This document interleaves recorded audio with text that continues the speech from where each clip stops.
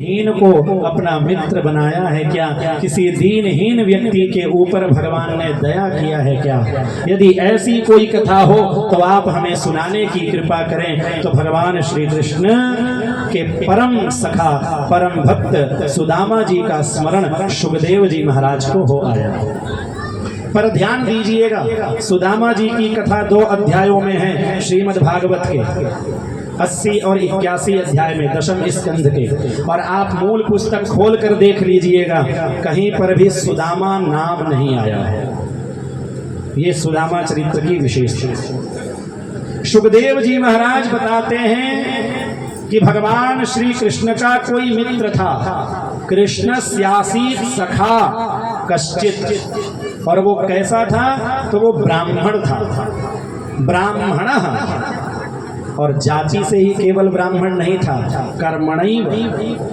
कर्मणा भी ब्राह्मण थे। ब्रह्मवित्तमः, वो ब्रह्म को जानने वाले थे।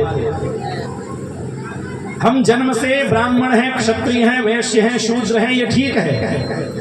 लेकिन जिसका जो वर्णोचित कर्म है, यदि वो कर्म नहीं करते हैं तो हम जाति मात्र के ब्राह्मण हैं, जाति मात्र के क्षत्रिय हैं, जाति मात्र के वैश्य शूद्र हैं। जिसको जो कर्म बताया गया है वो कर्म करना चाहिए। भगवान श्री कृष्ण ने गीता में कहा, स्वधर्मे निधर्म श्रेयः परधर्मो भयावह। हमारे लिए जो धर्म बताया गया है उस धर्म का पालन करते हुए यदि हम मर भी जाएं तो भी घबराना नहीं चाहिए।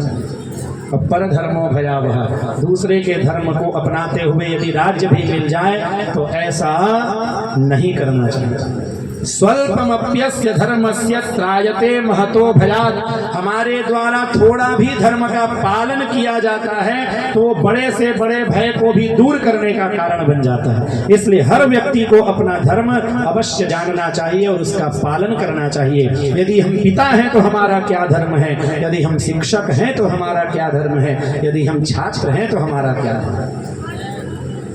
तो कोई थे जो भगवान श्री कृष्ण के मित्र थे और वो ब्राह्मण थे, और न केवल ब्राह्मण थे, ब्रह्मवित्तमः, ब्रह्म को जानने वाले थे।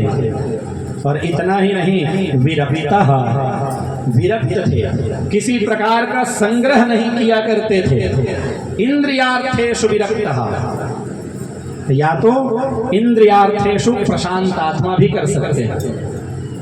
जिनकी आत्मा बिल्कुल शांत है, प्रशांत है। देखिए, हम भगवान की स्तुति करते हैं तो शांताकारम कहते हैं। भगवान विष्णु का जब हम ध्यान करते हैं शांताकारम भुजग शयनम कहते हैं। भगवान का स्वरूप कैसा है? शांत है। लेकिन भगवान को क्रोध भी आता है जब वो नृसिंह रूप में आते हैं। भगवान को ऐसा क्रोध आया कि क्रोध शांति ही नहीं हो रहा है। लेकिन सुदामा जी के लिए सुखदेव जी शब्द का प्रयोग करते हैं तो कहते हैं प्रशांत आत्मा। जिसको जीवन में कभी क्रोध आता ही नहीं वो है प्रशांत आत्मा। कई लोग ऐसा कहते हैं कि मुझे बहुत क्रोध आता है। अब क्रोध अपने अंदर ही पल रहा अग्नि। अब क्रोध दूसरों को बाद में जलाता है, पहले हमें स्वयं जलाता है। इसलिए क्रोध नहीं करना चाहिए। प्रशांत आत्मा। और इतने पर भी सुखदेव जी का मन नहीं भरा तो कहते हैं जितेंद्रियः, जिन्होंने अपने सारे इंद्रियों को जीत लिया है। हमारे और आपकी स्थिति ये है कि हम अपने इंद्रियों के अनुसार चलते हैं, अपने मन के अनुसार चलते हैं, लेकिन सुदामा जी अपने इंद्रियों को अपने अनुसार चलाते हैं। श्रवणेंद्रिय को कहते हैं तुम भगवान का भजन सुनो, नेत्र को कहते हैं तुम भगवान की प्रतिमा का दर्शन करो, जिह्वा को कहते हैं कि तुम भगवान का गुणानुवाद करो। ऐसा कहते हुए एक एक इंद्रियों को सुदामा जी ने भगवान को अर्पित कर दिया है।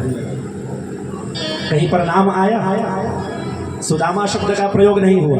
कृष्ण स्यासीत सखा कश्चित ब्राह्मणो ब्रह्मवित्तमः विरक्त इंद्रियार्थेषु प्रशांतात्मा जितेंद्रियः। कहीं पर भी सुदामा जी का नाम नहीं आया। हमारे गुरुदेव इस कथा का रहस्य बताते हुए कहा करते थे कि हमें नाम से मतलब नहीं रखना चाहिए, हमें काम से मतलब रखना चाहिए। नाम उसी का होता है जिसका काम अच्छा होता है। हम लोगों को दो प्रकार से याद करते हैं इस संसार में। किसी व्यक्ति के चले जाने के बाद उसके नाम को, उसके बारे में जब हम चिंतन करते हैं, लोगों से कहते हैं, तो दो प्रकार से याद करते हैं। एक तो अच्छे प्रकार से और एक बुरे प्रकार से। उसी को कहा गया है विख्यात और कुख्यात।